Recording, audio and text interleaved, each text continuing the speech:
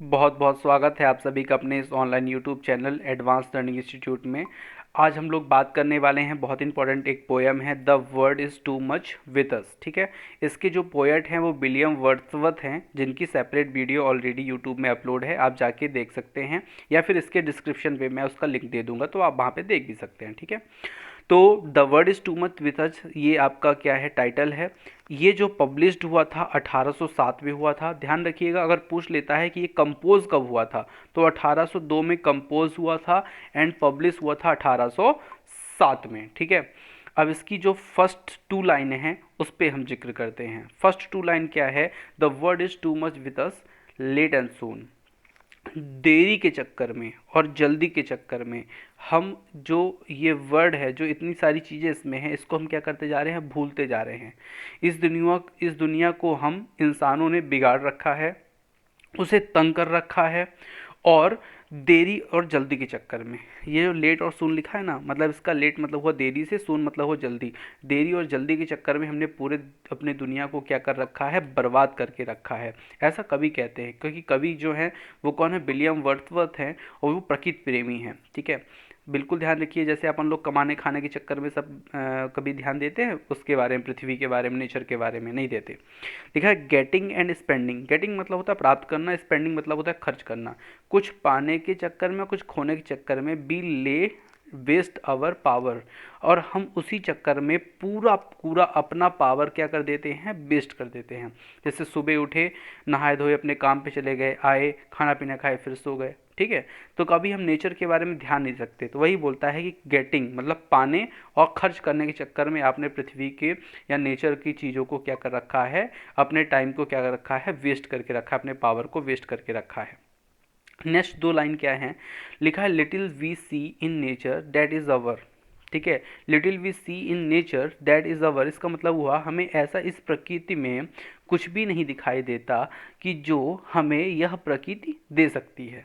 मतलब लिटिल मतलब होता है ना के बराबर, तो हमें ऐसा कुछ भी दिखाई नहीं देता, हमें कुछ भी ऐसा दिखाई नहीं देता जो हमें पृथ्वी दे सके। मतलब ना के बराबर हमको ऐसा लगता है कि पृथ्वी देती हो, लेकिन इनडायरेक्टली क्या दे रही है, हमको ऑक्सीजन दे रही है, हमको जल दे रही है। ठीक है, रहने के लिए जगह दे रही है। तो हमको दिखता नहीं है, लेकिन वो दे रही है। तो लेकिन हमको क्या दिखाई देता है, हमको दिखाई देता है कुछ नहीं दे रही, ना के बराबर दे रही है। We have given our hearts away a sordid boon. इसका मतलब हुआ, इसका मतलब ये हुआ, कवि के अनुसार हम अपना हृदय इस प्रकृति को देना चाहिए था, लेकिन हम क्या किए, हमने उसे इससे दूर रखा। ये सॉर्बिट बून मतलब होता है वरदान, और सॉर्बिट मतलब होता है खराब, तो खराब वरदान। ठीक है, तो खराब वरदान जो है, we have given our heart, हमें जहाँ पे अपना पूरा हृदय देना चाहिए था, वो हमारे लिए क्या बन गया, सॉर्बिट बून। हमने उसको कुछ दिया ही नहीं। वरना कभी ध्यान देते हैं हम पृथ्वी के ऊपर या नेचर के ऊपर, नहीं देते। तो यही कभी इससे क्या है, आप लोग को एक प्रकार से ताना मार रहा है। ठीक है, नेक्स्ट लाइन बोलती है this sea that bares her bosom to the moon. This sea, ये जो समुद्र है ना, बेयर्स हर बॉसम, छाती, बॉसम मतलब क्या होता है, छाती, बक्ष, छाती, और बेयर्स मतलब क्या होता है, खुला हुआ। तो जो समुद्र है अपनी छाती खोलकर मून के सामने क्या हुआ है, लेटा हुआ है ना, लेटा हुआ है। The wind that will be howling at all hour, और जो हवा है ना, वो हमेशा हाउलिंग एट द आवर, मतलब हाउलिंग करती रहती है, तेज तर्राहट चलती रहती है, सनन सनन चलती रहती है। ठीक है, यह जो समुद्र है, जो अपनी सीना ताने इस चंद्रमा के सामने है, जो हवाएं हैं जो हर घंटे हमेशा चीखती चिल्लाती रहती हैं, हाउलिंग मतलब होता है चीखना चिल्लाना। ठीक है, चिल्लाती रहती हैं। नेक्स्ट दो लाइन देखिए क्या है, एंड आर अब gathered now like sleeping flower, और वो भी अब क्या हो गई हैं, वो भी लाइक अ स्लीपिंग फ्लावर हो गई हैं। मतलब स्लीपिंग फ्लावर मतलब सोए हुए फूल की तरह हो गई हैं। आपसे पूछ लेगा यहाँ पे कि कौन सा, पूरे दो लाइन दे देगा, एक ऊपर वाली लाइन भी दे देगा, पूछ लेगा इसमें कौन सा फिगर ऑफ स्पीच है, तो फिगर ऑफ स्पीच इसमें कौन सा है, इसमें सिमिली है। ठीक है, ध्यान रखिएगा कौन सा है, सिमिली। एक चीज़ और ध्यान रखिएगा, ये इस सिमिली का मैंने ये सेपरेट वीडियो अपलोड कर दिया है, आप लोग जाके देखिए और उसको अपने स्टेटस वगैरह में शेयर कीजिए। ठीक है, for this for everything we are out of tune, मतलब ये जो है ना, यह और सब, मतलब इसलिए और सब चीज़ों के लिए हम जो है आर आउट ऑफ ट्यून हो गए हैं, मतलब हम लोग जो है ना बेकार हो गए हैं, इन सब चीज़ों से क्या हो गए हैं, बाहर हो गए हैं, हमें इसमें कोई भी इंटरेस्ट नहीं रहा कि हमारी हवा प्रदूषित है, हमारी नेचर प्रदूषित है, इसमें हम इससे हमको कोई भी जो है ना कोई भी वो नहीं है, क्या बोलते हैं, लगाव नहीं है, इंटरेस्ट नहीं है। ठीक है, चलिए नेक्स्ट दो लाइन में चलते हैं। नेक्स्ट दो लाइन क्या कहती हैं, देखिए थोड़े से कुछ चीज़ों को समझिएगा। यहाँ पे रेदर मतलब है बल्कि, ओ गॉड मतलब हे भगवान, इट मूव अस नॉट। यहाँ पे पैगन मतलब होता है, पैगन मतलब होता है प्रकृति पूजक, ठीक है। और आपका सकल्ड मतलब होता है, सकल्ड मतलब होता है दूध पिलाना या पालन पोषण करना, सकल्ड मतलब होता है, ठीक है। अब इन दोनों लाइन का अगर आप मतलब देखें तो कवि ये कहता है कि हे भगवान, इससे अच्छा कि मैं इस प्रकृति पूजक होता, मतलब एक प्रकृति पूजक होता, ठीक है। कवि कहता है हे भगवान, अगर मैं एक प्रकृति पूजक होता तो इस सकल मतलब होता है क्या आपका, मैंने बताया प्रकृति पूजक या फिर ईसाई धर्म से ताल्लुक़ न रखने वाला। तो भौतिक ईसाई होने से अच्छा है कि तो मैं किसी पुराने धर्म से लगा होता और मैं इस सुखद चारागाह में खड़ा होता।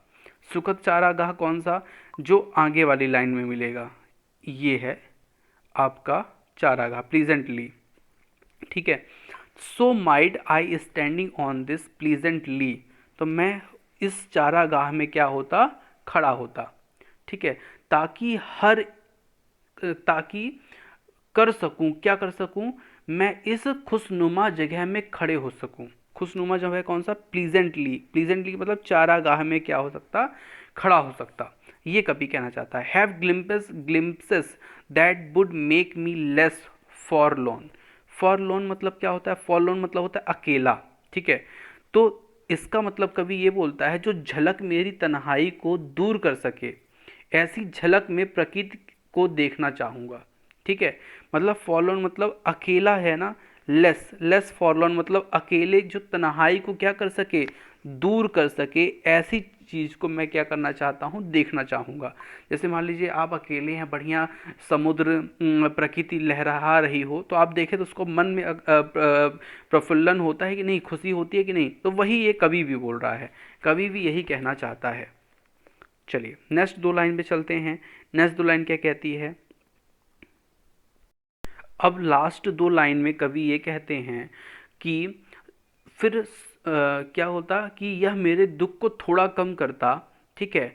और फिर समुद्र को देखता कि कैसे समुद्र देवता लहरों के रूप में समुद्र से बाहर निकल रहे हैं। फिर वह कवि दूसरे देवताओं के बारे में सोचता है और कहता है कि समुद्र के दूसरे देवता को हॉर्न, शंख बजाते हुए सुन रहा होता है।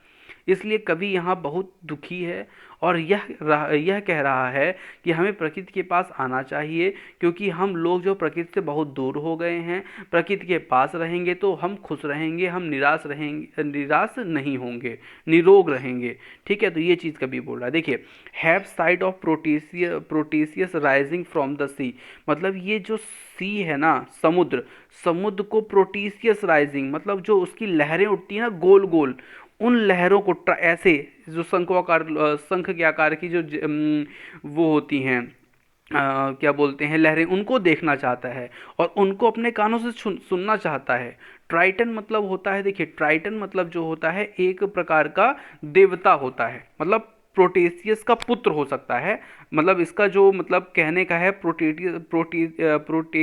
प्रोटियस जो हैं ये समुद्री भगवान हैं, उनके अनुसार, ग्रीकों के अनुसार ये समुद्री भगवान है। और समुद्री भगवान का जो पुत्र है ट्राइटन है। बोलो हिज ब्रेदन हॉर्न, मतलब वो जो आवाज़ उठती है उसको सुनना चाहता है। इसमें देखिए दो प्रकार की, कवि ने दो प्रकार की बात कही है। एक तो प्रोटीटियस का पुत्र ट्राइटन, प्रोटीटियस मतलब क्या, बहुत बड़ा, क्या, शंख, शंख का आकार की जो लहरें उठती हैं वो। ट्राइटन मतलब क्या, जो इससे आवाज़ आती है उसको जो है सुनना चाहता है। कौन, कवि। और ये सब सुन के वो क्या होना चाहता है, खुशी होना चाहता है, ठीक है। तो ये पूरी पोयम हुई। अब इसमें हम कुछ इंपॉर्टेंट चीज़ देख लेते हैं जो एग्ज़ाम के लिए बहुत ज़्यादा इंपॉर्टेंट है और इसी से लगभग क्वेश्चन आपके एग्ज़ाम में आएंगे भी, ठीक है। तो वो क्या क्या चीज़ है, सबसे पहले इसमें मैंने कुछ पॉइंट बना दिए हैं। पॉइंट नंबर फर्स्ट क्या है, the poem the word is too much with us composed 1802। इसको जब कंपोज्ड डेट पूछी जाएगी तो 1802 में हुआ था, पब्लिश डेट पूछी जाएगी तो 1807 में हुआ था, ठीक है। What type of the poem, तो ये कैसी पोयम है, तो पेट्रार्कन सोनेट है। जब सोनेट में आपको पढ़ाऊंगा ना तो पेट्रार्कन सोनेट के बारे में बताऊंगा, तो पेट्रार्कन सोनेट है ये, ठीक है। इस चीज़ को ध्यान रखिएगा, पूछ लेगा एग्जाम में क्वेश्चन। देखिए प्रोटियस मतलब क्या होता है, ग्रीक सी गॉड, मतलब ग्रीक के समुद्री जो भगवान होते हैं उसको प्रोटियस कहा जाता है, ठीक है। What pentameter is used in the poem, कौन से पेंटामीटर को यहाँ पे यूज़ किया गया है, तो आयम्बिक पेंटामीटर को यूज़ किया गया है। ध्यान रखिएगा, आयम्बिक पेंटामीटर को यूज़ किया गया है। इन सब मीटर के बारे में हम आगे क्लास में देखेंगे, ठीक है। तो आपको केवल इतना ध्यान रखना है, आयम्बिक पेंटामीटर का प्रयोग किया गया है। राइमिंग क्या होती है, तो जो सोनेट है ना उसकी राइमिंग क्या है, तो उसकी राइमिंग है A B B A C D C, ठीक है। या इसको आप ऐसा भी बोल सकते हैं A B B A C D E, मतलब सी डी सी भी ठीक है। और अगर नहीं ऑप्शन में ये मिलता तो ये आपको पक्का ऑप्शन मिलेगा सी डी ई, ठीक है। ये दोनों ही मतलब राइमिंग को क्या करता है, फॉलो करता है ये पोयम, ठीक है। पोयम कैसी स्थिति में लिखी गई है, तो पोयम लिखी गई है a grassland overlooking a sea beach, मतलब एक ऐसा ग्रास लैंड है जहाँ पे मतलब समुद्र भी है, मतलब वो समुद्र के ऊपर एक ग्रास लैंड है, वहाँ पे समुद्र जो है उफान खा रहा है, ऐसी जगह पे जो है पोयम लिखी गई है। टाइटल इसका क्या है, तो टाइटल इसका है the word is too much with अस, लेकिन इसको होना क्या चाहिए था, the word is too much for me, क्योंकि ये ऐसा होना चाहिए था, लेकिन हुआ क्या, बितस, क्योंकि कवि ने आपको ताना मार दिया कि आप इस जो बर्ड है ना, संसार जो है ना, नेचर, बर्ड मतलब यहाँ पे मतलब क्या है, वर्ड का मतलब नेचर, नेचर से आप क्या हो चुके हैं, ऊब चुके हैं, ये आपको बहुत हो चुका है अब, है ना, जितनी आपको ज़रूरत थी उससे ज़्यादा ही आपको ये क्या है, आपका भला कर दिया, तो इसलिए आप जो है इसको अब नहीं वो करना चाहते हैं ना। वर्ड मीनिंग्स कुछ देख लीजिए जो बहुत इंपॉर्टेंट, जो आपसे पूछ सकता है एग्जाम में कि इसका मतलब क्या होता है। तो सबसे पहली जो वर्ड मीनिंग है वो है late and soon. Late and soon का मतलब होता है did in the past and will do in the future. Late and soon मतलब लेट मतलब होता है डिड इन द पास्ट, जो आपने पुराने समय में किया है, और सून मतलब जो आप आने वाले समय में करेंगे, वो इसका यहाँ पे मतलब है। गेटिंग एंड स्पेंडिंग मतलब होता है डूइंग वर्डली बिजनेस, मतलब गेटिंग मतलब जो आप वही सुबह से शाम तक काम करते हैं और प्रकृति के बारे में कोई भी ध्यान नहीं देते हैं, एक पौधा तक आप नहीं लगा सकते हैं, अगर कोई लगा दिया है तो उसको सुखवा देंगे बिना पानी दिए, तो ये होता है गेटिंग एंड स्पेंडिंग का मतलब, जो आप बिजनेस में लगे हुए हैं। असॉर्बिड बून, असॉर्बिड बून क्या होता है, ये सार्केस्टिक रिमार्क है, मतलब आपको एक ताना मारा गया है कवि के द्वारा। असॉर्बिड बून मतलब यही आपका क्या है, बेकार वरदान है, ठीक है। सॉर्बिड मतलब दुखी करने वाला वरदान। कौन दुखी करने वाला वरदान, जो ही आप ये दिन भर काम करते रहते हैं और प्रकृति के ऊपर ध्यान नहीं देते, प्रकृति तो आपको खुश देती है, खुशी देती है, ठीक है।